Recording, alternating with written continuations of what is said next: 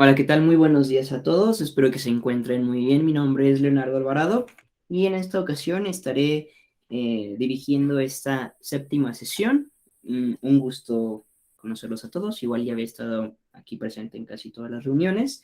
Así que, bueno, presentamos al ponente del día de hoy, un amigo muy querido, Uriel Esqueda, bueno, uno de mis mejores amigos.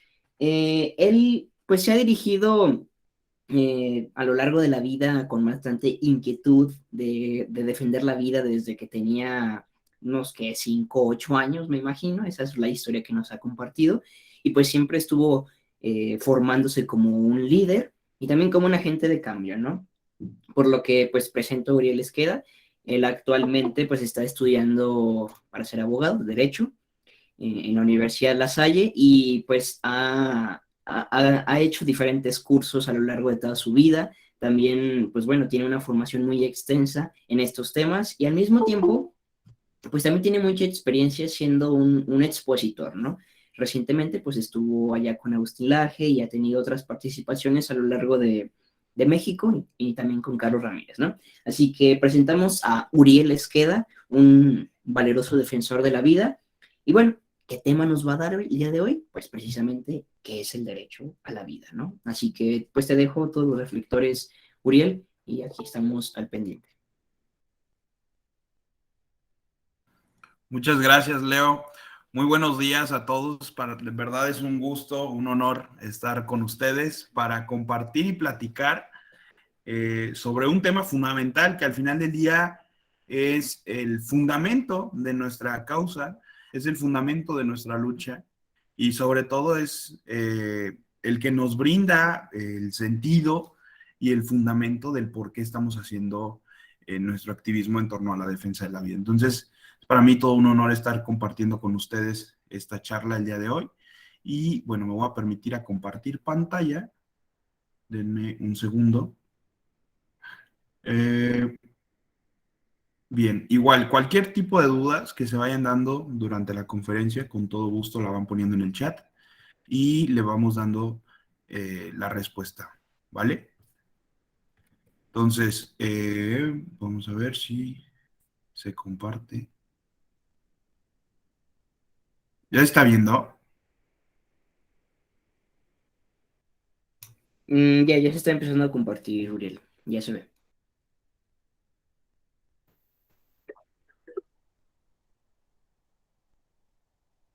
Ok.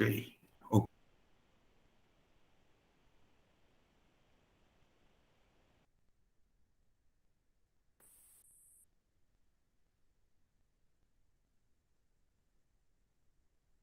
Sí, sí, amigo. A ver, creo que ya, ¿verdad? Leo. Ya.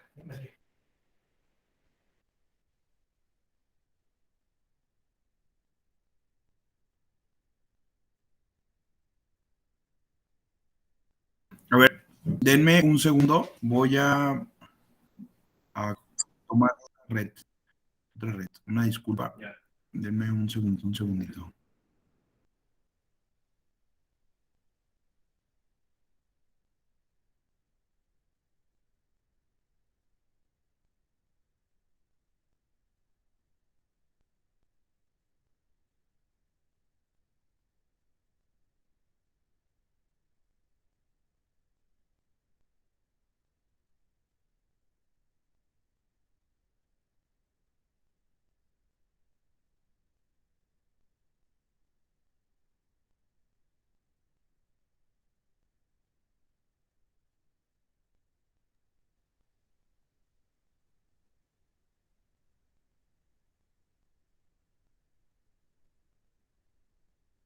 Uno está fuera de casa, se vuelve más complicado, ¿verdad?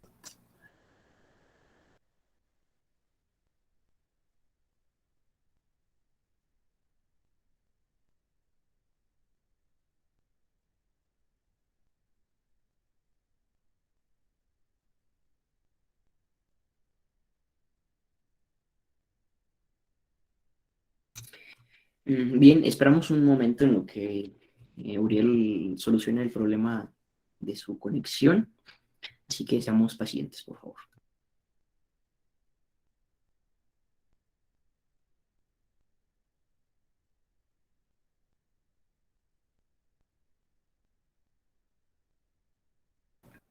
Listo, creo que ya. Acá me hicieron favor de pasarme internet. Eh, ¿Ya me escuchan bien, Leo? Sí, sí, amigo, ya perfectamente.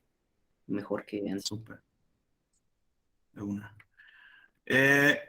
Va de nuevo voy a empezar a compartir pantalla.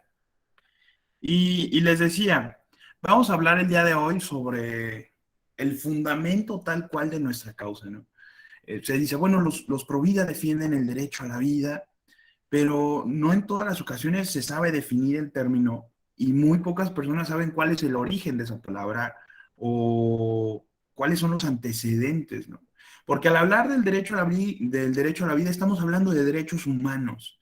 Justamente va a ser el preámbulo de la charla, donde vamos a estar hablando y acercándonos más a este tema de los derechos humanos, enfocándolo después al derecho a la vida y pues al último invitarlos, ¿no? A que tomen parte, a que investiguen más sobre el tema, pues que al final del día 45 minutos, 50 minutos no te da para hablar de forma completa sobre este término del derecho a la vida, ¿vale?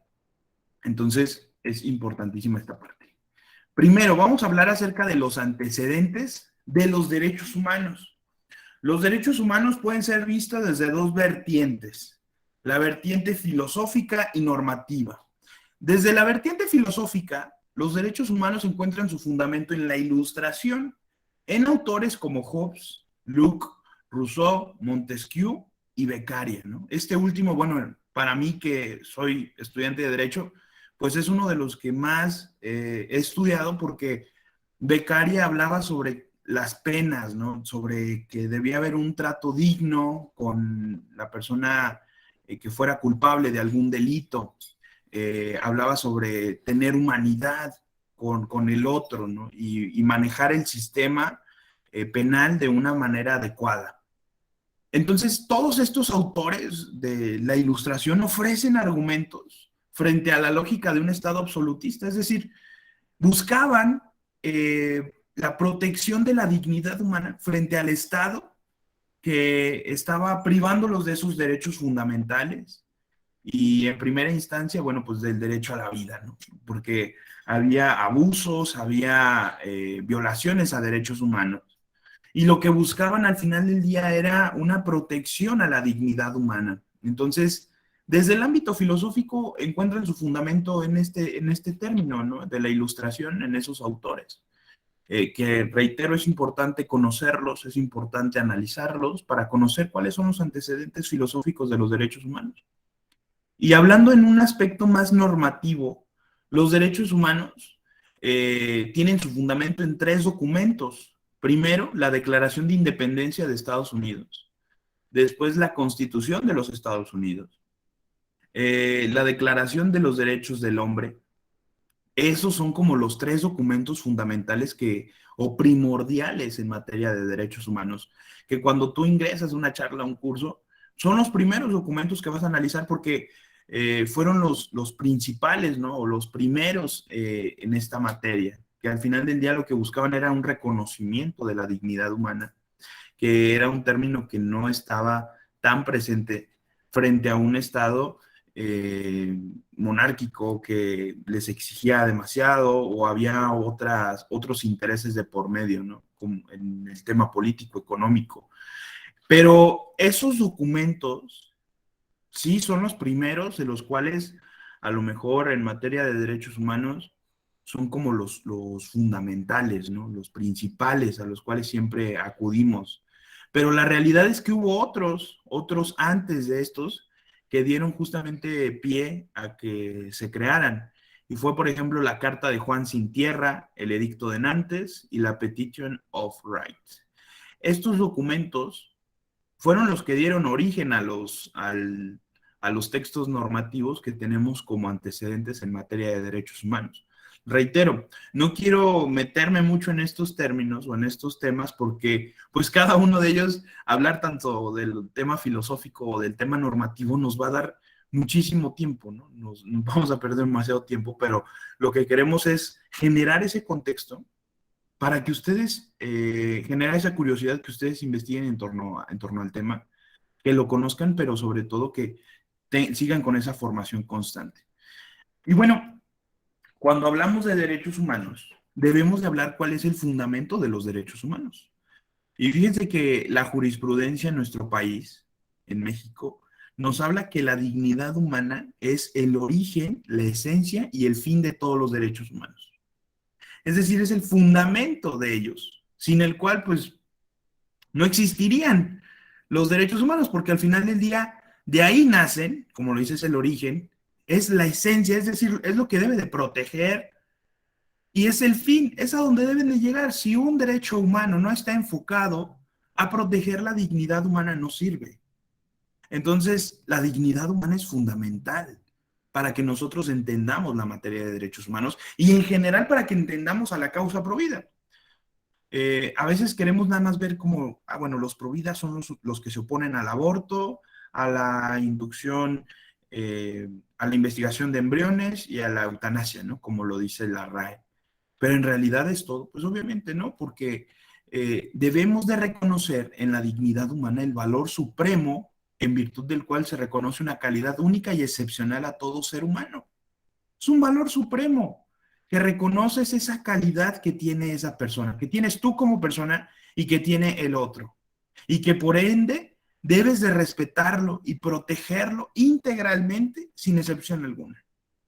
Fíjense que esta definición, ustedes dirán, bueno, es que tú la sacaste de algún libro pro vida, es que tú la sacaste de algún texto que ya está viciado, ¿no? La realidad es que, y por eso puse este ejemplo de esta definición, porque es de la misma Suprema Corte. Es la definición que dio la Suprema Corte a través de una jurisprudencia que tienen ahí el registro por si lo quieren revisar. Entonces, ¿qué sucede? ¿Qué sucede? Pues bueno, no está siendo protegida, no está siendo valorada la dignidad humana. ¿Por qué? Porque hay excepciones a la regla, porque le meten cuestiones ideológicas y realmente no hay una protección integral. Entonces, debemos de entender nosotros como Providas, primero, que el fundamento o el eje principal de los derechos humanos es la dignidad humana. Por eso quería ponerlo, porque durante la charla voy a estar hablando de dignidad humana, dignidad humana. ¿Y cuál es esa dignidad humana? Bueno, pues esta es una definición que nos puede acercar más en torno al tema. Y bueno, cuando hablamos de derechos humanos, estamos hablando de que hay sujetos dentro de estos derechos. ¿Y a qué nos estamos refiriendo? ¿A los animales? ¿Nos estamos refiriendo a los minerales? ¿A los derechos de los minerales? ¿A los derechos de las plantas? Pues no, la realidad es que cuando estamos hablando de un derecho humano, pues nos referimos justamente a los seres humanos. No nos estamos refiriendo a ninguna otra especie y esto es fundamental y es clave, porque a veces, bueno, no, se quiere mezclar inclusive a la causa provida con otros temas, ¿no? Bueno, ¿y por qué los provida no son veganos? Bueno, ¿y por qué los provida están a favor de que se rompan las piedras, ¿no? Para hacer cosas. Ustedes dirán, pero es algo ilógico, es algo hasta tonto, pero es una realidad, porque no se entiende cuáles son los sujetos de los derechos humanos. Entonces debemos de entender que los sujetos de los derechos humanos, o de quien vamos a estar hablando, es de los seres humanos. ¿Por qué seres humanos, Uriel? Porque estamos atendiendo a una cuestión biológica de humano, no a una cuestión de persona, que eso es completamente diferente o distinta en algunos contextos, ¿no? Por ejemplo, antes a algunos seres humanos se les denominaba personas y a los esclavos, por ejemplo, no. En algunos otros contextos, a las personas negras se les consideraba como una raza inferior y por ende no eran humanos. Y a los blancos sí se les denominaba como personas. Entonces, debemos entender que los sujetos de los derechos humanos responden o atienden a un carácter biológico, ¿ok? Porque si hablamos de un carácter jurídico u otras cuestiones, la realidad es que es un poco más complejo si no tienes a lo mejor un acercamiento o un estudio más a profundidad en la materia. Por ello debemos de entender que cuando vamos a entrar a un debate, cuando vamos a entrar a una discusión, atendemos a que el sujeto de ese derecho humano es un ser humano que atiende a una cuestión biológica, ¿vale? Y no debemos de estar ahí mezclándonos, ¿no? Porque nuestra historia pues tiene un oscuro pasado con denominar a algunos seres humanos como personas y a otros no. Pero fíjense que el artículo 6 de la Declaración Universal de Derechos Humanos nos muestra el fundamento que nosotros podemos tomar, donde se dice que se debe reconocer la personalidad de todo ser humano, no de toda persona, ¿ok? De todo ser humano, se le debe de reconocer. Eso lo dice la Declaración Universal en su artículo 6. Es una realidad que nosotros tenemos esa responsabilidad, pues, de darle el reconocimiento al ser humano, de protegerlo a través de los derechos humanos y por ende son sujetos de estos derechos. ¿Vale? Eh, Listo, aquí está. Elementos de un derecho. Bueno, ¿qué es lo que compone a un derecho, no? Porque ahora se le está llamando derecho a cuestiones que no realmente no atienden a estas características o a estos elementos fundamentales. ¿Qué compone a un derecho? Bueno, primero, un sujeto titular de ese derecho. Debe haber alguien al cual vas a proteger. ¿Quién es en nuestro caso? Pues como le denominamos en términos jurídicos, el nasciturus, es decir, el concebido, el ser humano concebido pero no nacido, ¿no? Es ese sujeto titular de derechos. Un obligado a cumplir con ese derecho. ¿Quién sería? Bueno, pues los legisladores, la sociedad en general. Pues porque al final del día todos estamos obligados con el respeto a cumplir con ese derecho a la vida, ¿no? Después, una prestación o un obrar. ¿Qué se debe hacer para proteger ese derecho, ¿no? Debe haber una prestación o un obrar. Se deben de generar esas condiciones, que más adelante lo vamos a estar hablando, ¿no? Para proteger el derecho a la vida. Y lamentablemente esto es lo más difícil, ¿no? Con las legislaciones actuales. No existe ese obrar para proteger el derecho a la vida y pues se está dejando ese elemento de un derecho a un lado, ¿no? Y debe haber un fundamento justificativo. Ya lo veíamos, ¿no? ¿Cuál es el fundamento de nosotros, por ejemplo? Pues la dignidad humana.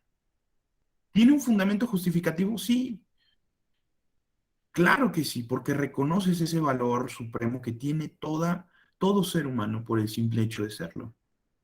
Entonces, ese fundamento justificativo es a veces lo que más falta, ¿no? Que no existe un fundamento, una justificación para llamar a ciertos caprichos ideológicos como derechos.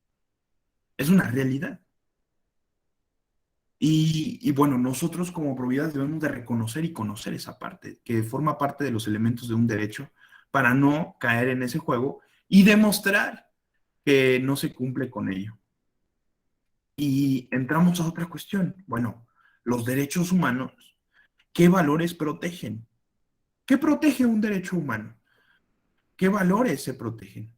Primero, se protege la igualdad, se protege la libertad y la seguridad jurídica. Primero, cuando hablamos de proteger la igualdad, no puede haber personas, o perdón, seres humanos de primera, seres humanos de segunda. Como ya se mencionaba, ¿no? Las personas, anteriormente a los negros no se les denominaba personas, a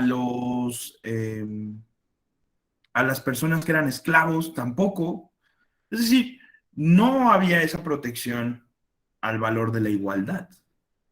La libertad, es decir, debes de proteger a la persona para que pueda ejercer y pueda seguir con ese proyecto de vida, ¿vale? Pero ¿por qué hablamos de libertad en el tema de los valores, ¿no? No estaremos cayendo en la libertad del derecho a decidir, no, porque el derecho a decidir termina cuando comienza a interferir en el derecho de un tercero para que éste pueda ejercer su libertad de nacer, ¿no? Tal cual. Entonces, no se está protegiendo ese valor. Y en el tema de la seguridad jurídica, es decir, debe de existir o se debe de proteger jurídicamente hablando, que esa persona, que ese ser humano pueda desarrollarse en la sociedad y pueda desarrollar su proyecto de vida. Debe de existir toda una estructura normativa que le permita esa cuestión. Y que anteriormente, pues sí, se daba a lo mejor en nuestro país, en México, donde aproximadamente 22 estados protegían el derecho a la vida desde la concepción, ¿no? Había esa seguridad jurídica que se le daba al nasciturus. ¿Qué sucede con los cambios recientes de la Suprema Corte? están atentando contra ese valor que se protege en los derechos humanos, contra la seguridad jurídica del concebido. Se está atentando contra esa seguridad jurídica, se está atentando contra esa libertad, se está atentando contra esa igualdad, porque no se les está denominando de igual manera, ¿no? Se dice, bueno, es que sí, uno es valioso a partir de que nace. Antes no. No valemos lo mismo. ¿Contra qué se está atentando? Pues contra ese valor que se protege dentro de los derechos humanos.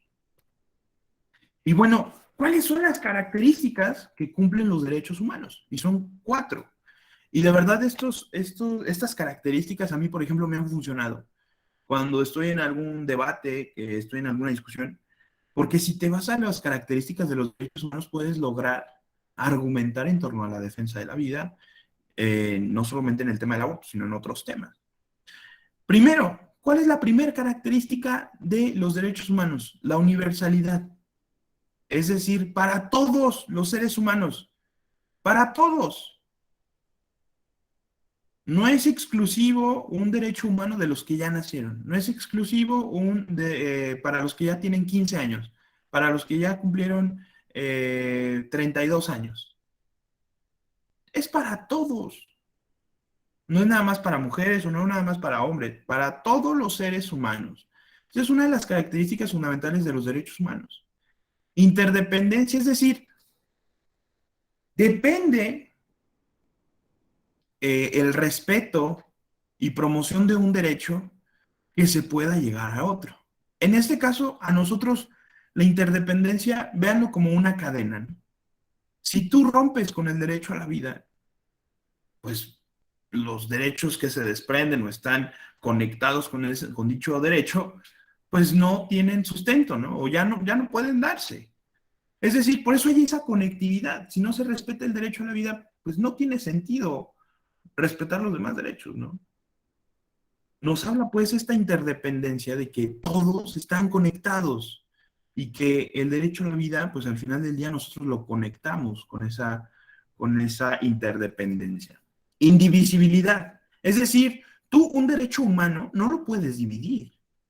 No puedes decir, bueno, bajo estas circunstancias, bajo estas características, yo este derecho humano sí lo voy a aplicar, pero bajo estas otras no.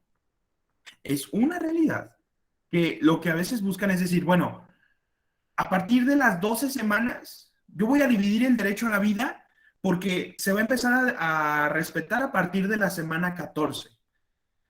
Antes no. ¿Qué sucede con esta parte? Tú estás dividiendo el derecho, ¿no? Lo estás partiendo porque vas a decir, bueno, en estos supuestos y bajo estas circunstancias y bajo esta temporalidad sí va a aplicar, pero bajo estas otras no. Entonces, la realidad es que cuando nosotros estamos dividiendo un derecho, estamos rompiendo con esa característica de los derechos humanos. Y por último, la cuarta característica de los derechos humanos es la progresividad, es decir, tiene que ir avanzando para darle mayor protección al ser humano. Y bueno, a lo mejor anteriormente no se tenía conocimiento médico, clínico sobre cuándo iniciaba la vida. Y pues era un poco más complicado, ¿no? Saber en qué momento se le daba la protección más amplia. Pero hoy que se cuenta con toda esa información, es tonto no aceptar que ir en torno a la progresividad es protegerlo desde el primer instante de su inicio. O sea, no hay nada más progresivo que buscar la protección del ser humano desde su inicio. Reitero, a lo mejor antes no sabíamos la información o era más complicado acceder a ella. Pero hoy que se tiene el acceso y la información de una forma clara, pues es progresivo proteger el derecho a la vida desde ese momento, ¿no? Desde su inicio. Entonces, esta parte creo que es una realidad y las características de los derechos humanos nos brindan a nosotros, pues, una herramienta para también empezar a dividir. Y bueno, aquí dice el señor Don Mario, dice la pregunta, ¿interdependencia se puede traducir como no se puede contradecir con otros derechos, en este caso el derecho a la vida? Sí, Porque al final del día, si tú rompes con el derecho a la vida, no hay otra conectividad con los demás derechos, ¿no?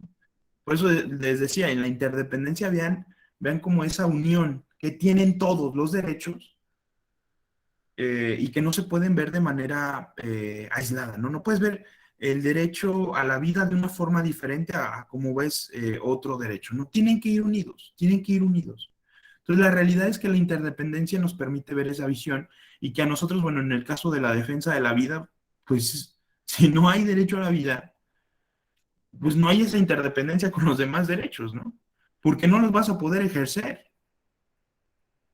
porque ya fuiste asesinado, porque ya te mataron. Entonces, esto es clave, esto es fundamental, las características de los derechos humanos, conocerlas y al final del día poderlas aplicar. Bueno, después de toda esta introducción, después de conocer toda esta parte de los derechos humanos, el origen, el fundamento, las características, qué es un derecho, ¿qué es el derecho a la vida? El derecho a la vida constituye un valor supremo cuya titularidad corresponde a todos los individuos de la especie humana y cuya violación es de carácter irreversible, ya que desaparece el titular de dicho derecho. Es decir, si rompemos con el derecho a la vida, pues no lo puedes retroceder, ¿no? No hay vuelta atrás, no lo puedes recuperar, porque estás desapareciendo al titular de dicho derecho. Entonces, una realidad es que en el derecho a la vida se reconoce ese valor que tienen todos los individuos de la especie humana. Ya lo decíamos, ¿por qué? Ya lo mencionábamos, individuos de la especie humana atendiendo a un carácter biológico y cuya violación es de carácter irreversible, ¿vale? Entonces, esto es lo que podemos tener como una definición clara y sencilla que a lo mejor podemos estarnos aprendiendo sobre qué es el derecho a la vida, ¿vale? Para que cuando tengamos alguna discusión, que tengamos algún diálogo, bueno, porque ¿qué es lo que proteges tú con el derecho a la vida? Bueno, tú estás reconociendo ese valor supremo que tienen todos los individuos de la especie humana, ¿vale? Y que justamente tú lo que estás buscando es que no haya esa violación porque es irreversible que pues reaparezca ese titular de dicho derecho. Entonces es una realidad que nosotros trabajamos en torno a este derecho, ¿vale? Es un derecho absoluto, vaya, en los diálogos, en el debate, en la discusión que se ha dado sobre el derecho a la vida, se dice, bueno, es que el derecho a la vida no es un derecho absoluto, no es algo que debes de proteger integralmente.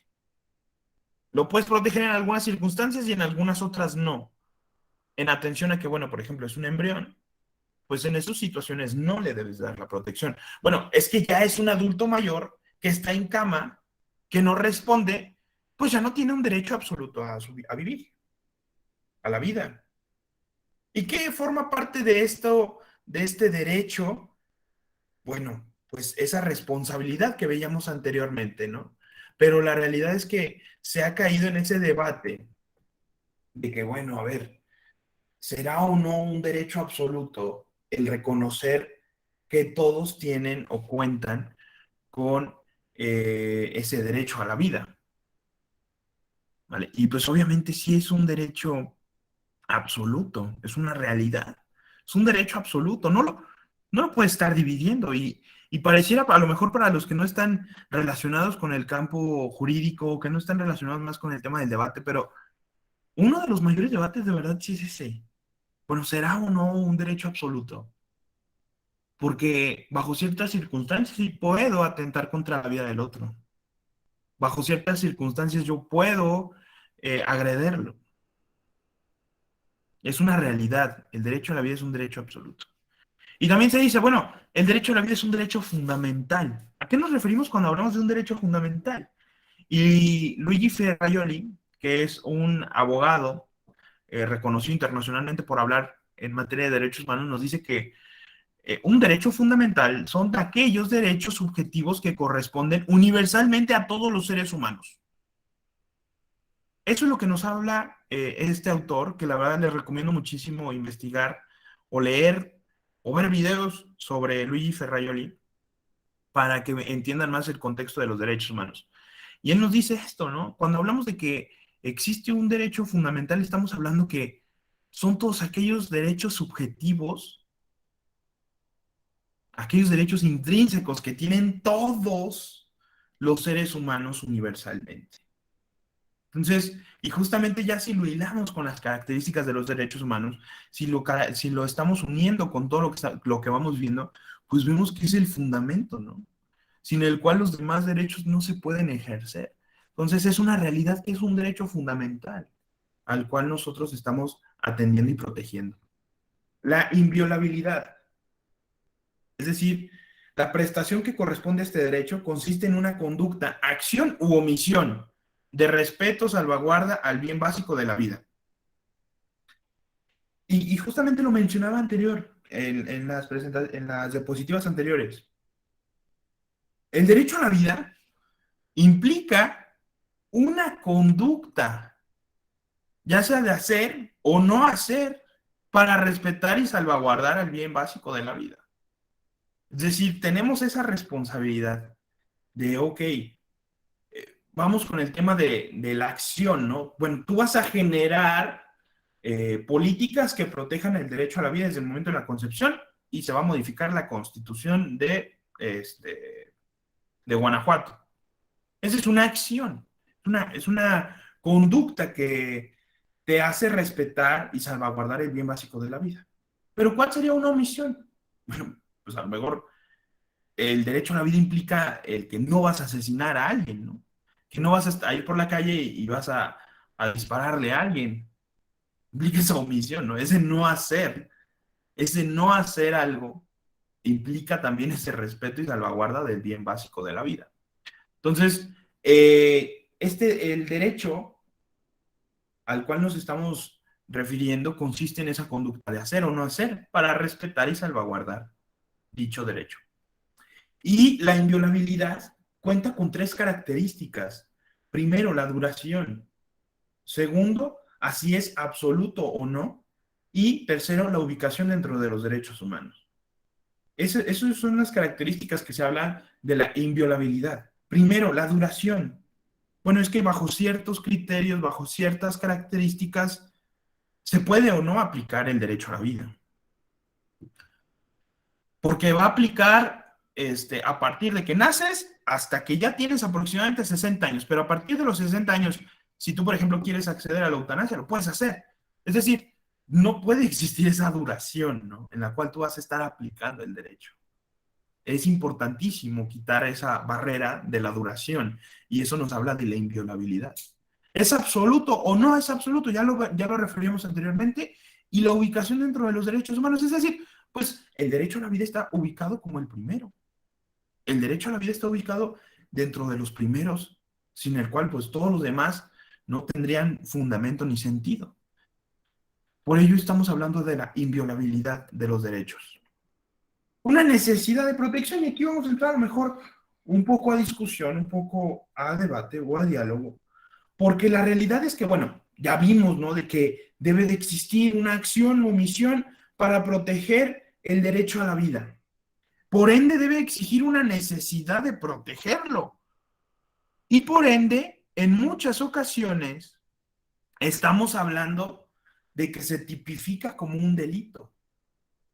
Está tipificado, ¿por qué? Porque atenta contra el bien jurídico de la vida, en el tema del aborto, por ejemplo. Bueno, está tipificado porque atentas contra la vida de alguien más. Estás atentando en el derecho a la vida contra la vida de alguien más. Lo vemos, por ejemplo, también en el caso del homicidio, en el caso del aborto, que bueno, a lo mejor apliquémoslo a nuestra lucha, a nuestra batalla, hay una necesidad de darle esa protección a la vida y por ende está tipificado o se encuentra descrito en un código penal porque se está salvaguardando ese bien jurídico. Este me da para otro tema, pero la realidad es que los delitos son creados también como una medida de que no se esté reiteradamente atentando contra ese derecho.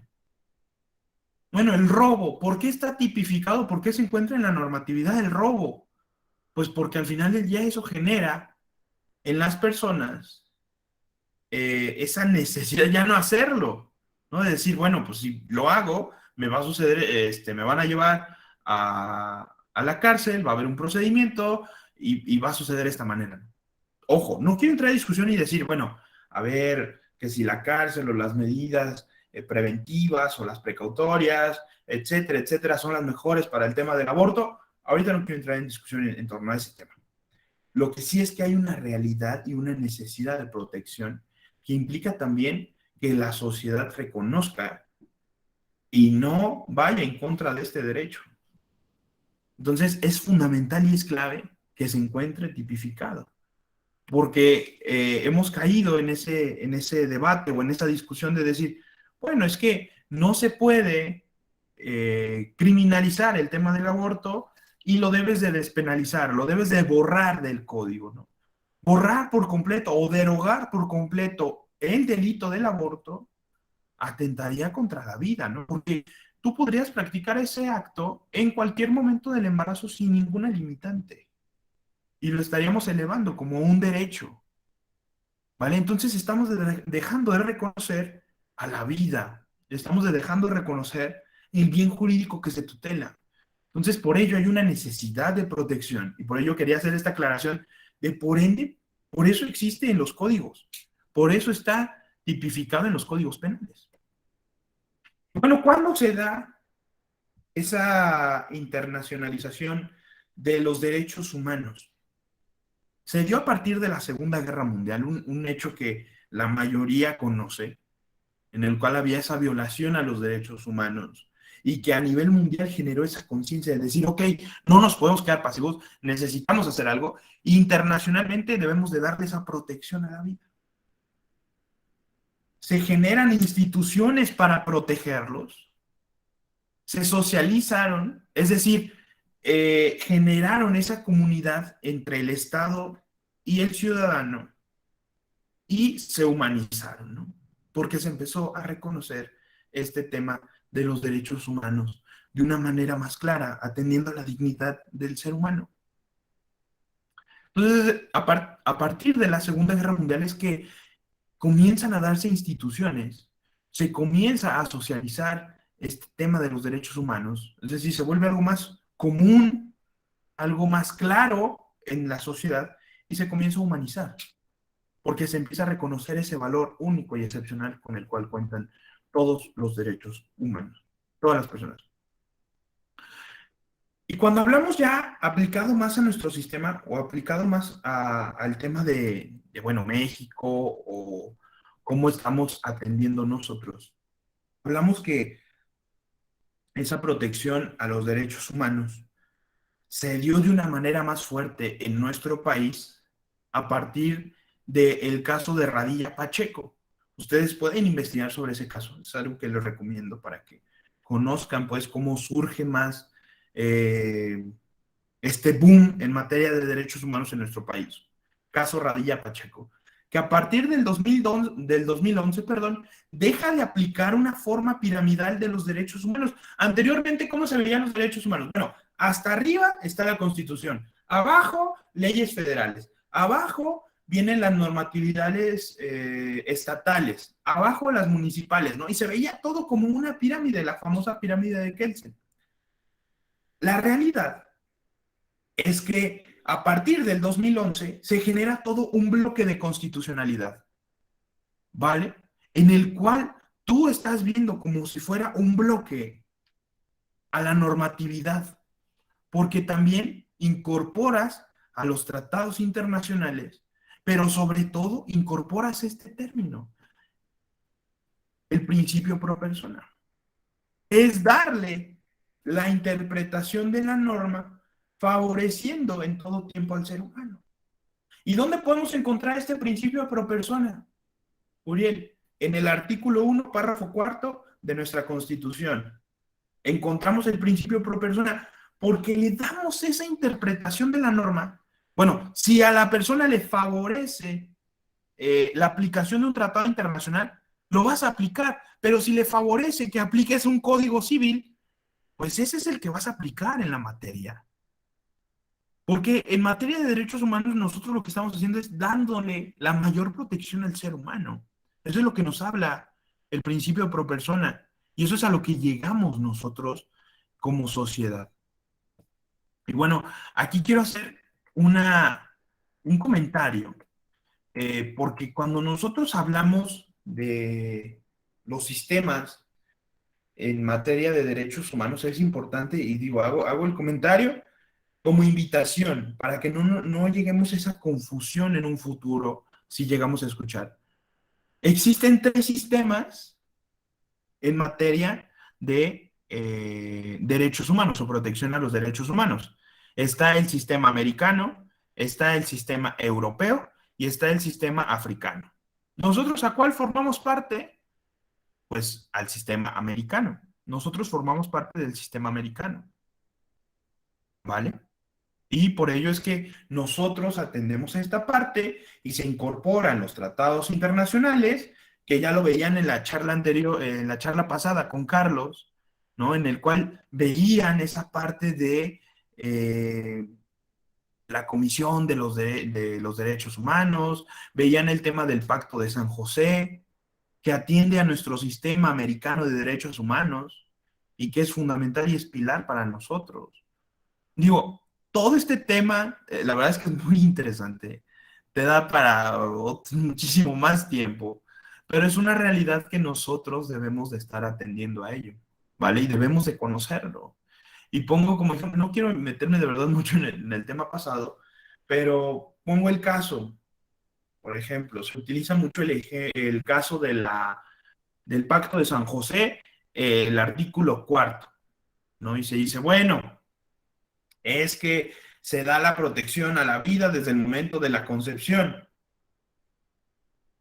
¿Qué dijo la interpretación de los ministros, perdón, de la Corte Interamericana en torno al Pacto de San José?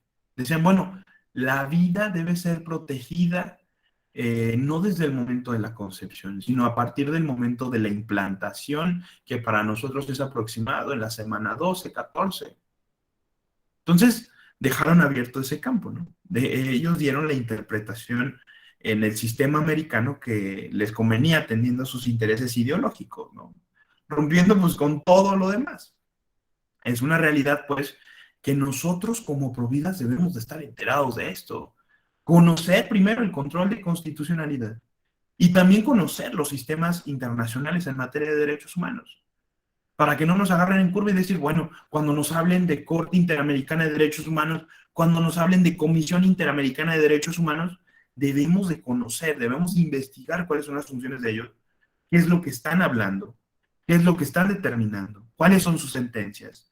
Yo les daba el ejemplo del Pacto de San José, ¿no? Este caso tan famoso de Artavia Murillo contra Chile.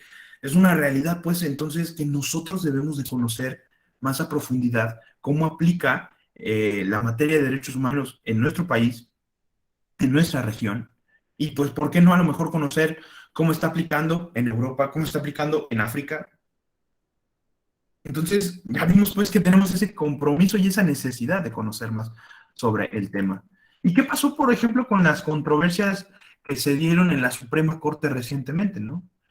En el cual pues se determinó que el derecho a la vida desde el momento de la concepción no puede ser, no se puede dar, y que a falta de una legislación clara a nivel nacional en la Constitución, pues ellos le daban la interpretación que la vida debe ser protegida en un periodo cercano a la concepción. Ojo, no lo decían en la concepción. Esa fue la interpretación que se dio en el caso de Sinaloa.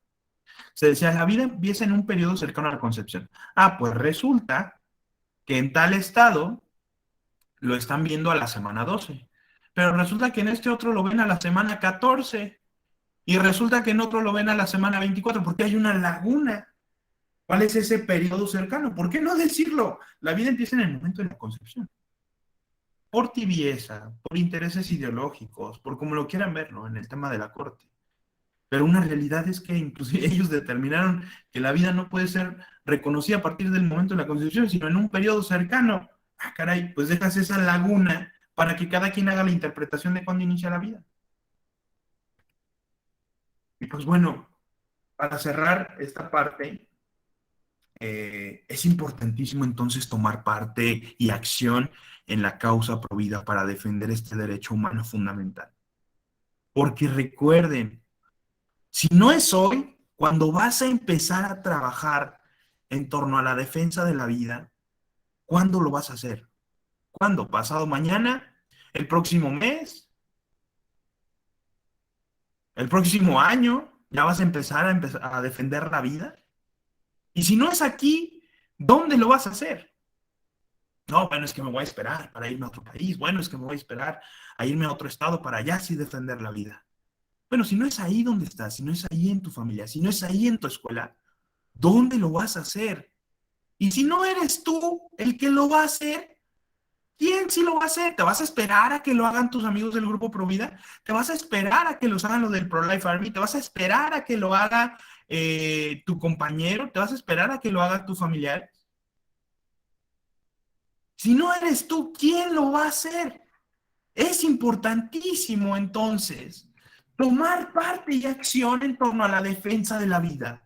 Y debemos de entender que es un compromiso que tenemos todos. Es un compromiso que tenemos claro. Recordemos que no debemos de tener miedo a defender nuestros ideales. No debemos de tener miedo a defender nuestras convicciones. Y recordando pues que de los tibios nunca se hizo historia. Mi nombre es Uriel Esqueda y les agradezco muchísimo su atención y estoy a sus órdenes para resolver dudas. Muchas gracias. Muchísimas gracias, Uriel. Desde el Pro-Life Army, pues reconocemos tu labor y también te agradecemos por impartirnos este tema.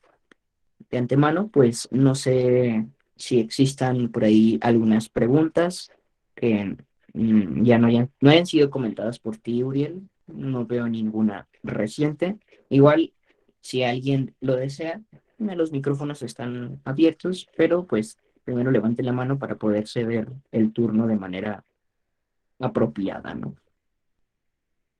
Bueno, ahí quedamos a la espera de si existe algún comentario. Ahí está la primera pregunta, Uriel. Pues podrías resumir las características del derecho, pero no sé, don Mario, algo más puntual podría ser la pregunta sobre el derecho respecto a qué, del derecho a la vida, pues, supongo que es el tema, pero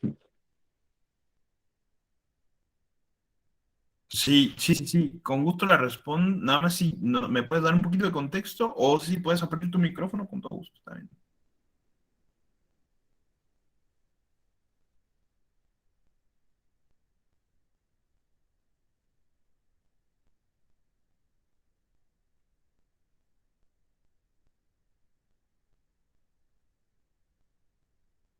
Esta pregunta de Lizzie es muy buena.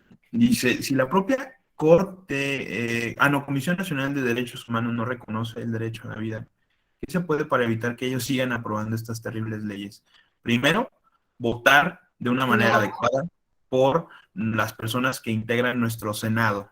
Es fundamental porque al final del día, ante ellos pasa las personas que forman parte de la Comisión Nacional de Derechos Humanos.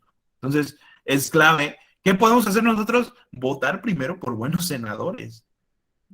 Votar primero por buenos senadores y integrarnos a ello haciendo cabildeo, es decir, estar presionándolos a nuestros senadores. Yo les preguntaré a ustedes, bueno, ¿quién de ustedes conoce qué distrito forma parte? ¿Quiénes son sus diputados locales, federales? ¿Quiénes son sus senadores?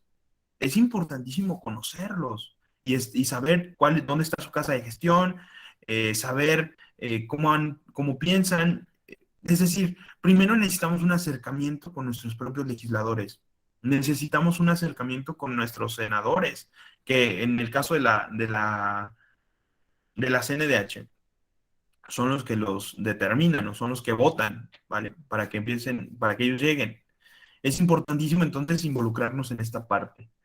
Y dice por aquí, ¿podrían resumir las características o elementos del derecho? Sí, yo les decía que tiene que haber un sujeto titular del derecho, un obligado a cumplir con ese derecho, una prestación o un obrar y un fundamento. Esos son los cuatro elementos con los cuales yo definiría el tema de un derecho. Eh, Dice, sobre votar por buenos senadores, ¿cómo podemos informarnos sobre cuáles son prioridades? La verdad es que eso depende del trabajo particular de cada uno, o sea, de cada uno de los estados.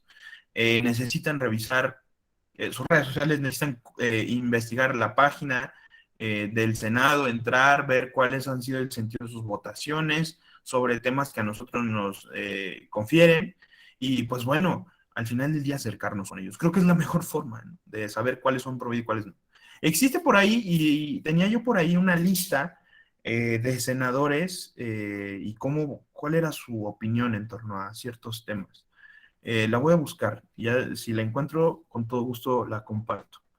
Dice por aquí, me ha tocado, las feministas respaldan el derecho a abortar, como se dice en la constitución del derecho al asador, y que el INE entra en este exceso. ¿Cómo refutar eso? No existe en la constitución un derecho al aborto, es una realidad. Primero, punto número uno, no existe un derecho al aborto.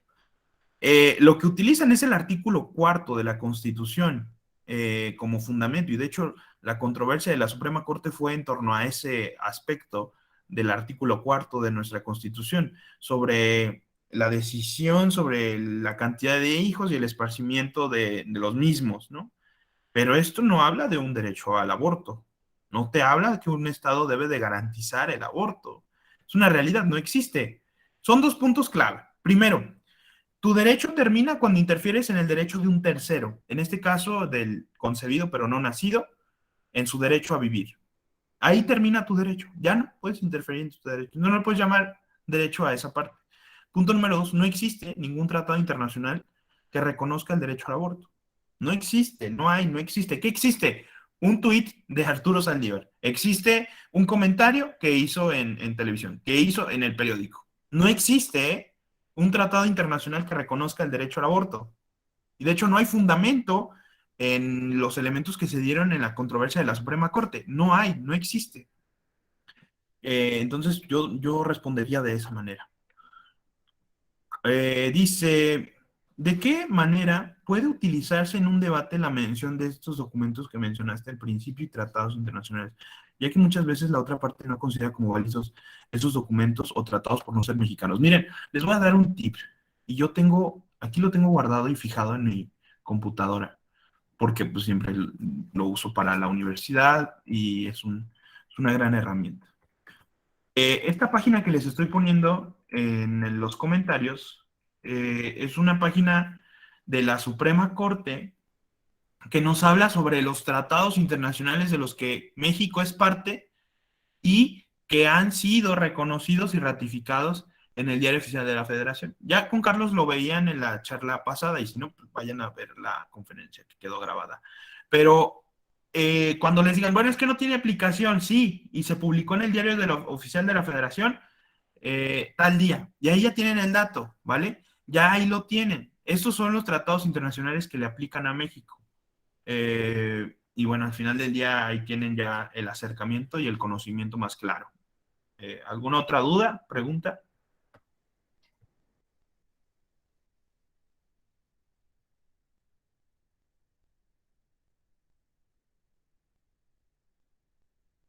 Bueno, de no ser así, les agradezco muchísimo y pues estoy a sus órdenes, espero que les haya servido y sobre todo invitarlos, lo que quiero es generar la inquietud, la duda, para que sigan investigando sobre este tema que es clave para nosotros.